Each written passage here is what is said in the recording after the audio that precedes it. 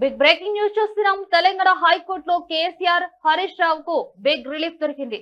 కాళేశ్వరం ప్రాజెక్టుపై PC Ghosh commission నివేదిక ఆధారంగా ఇద్దరిపై ఎలాంటి చర్యలు తీసుకోవద్దని ఆదేశాలు జారీ చేసింది.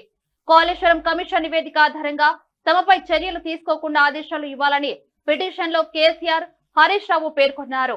అయితే న్యాయస్థానంలో వారు వేసిన పిటిషన్లకు అర్హత లేదని అడ్వకేట్ జనరల్ ధర్మాసనం దృష్టికి తెచ్చారు.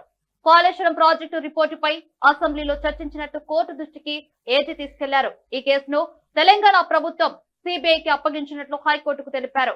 ఇప్పటి వరకు వారిపై ప్రభుత్వం ఎలాంటి చర్యలు తీసుకోలేదని న్యాయస్థానానికి స్పష్టం చేశారు.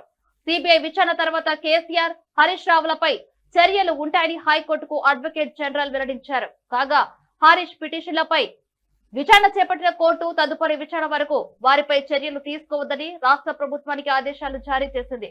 ఈ మేరకు కేసీఆర్ హరీష్ రావు పిటిషన్ల విచారణను అక్టోబర్ 7వ తేదీకి వాయిదా వేసింది.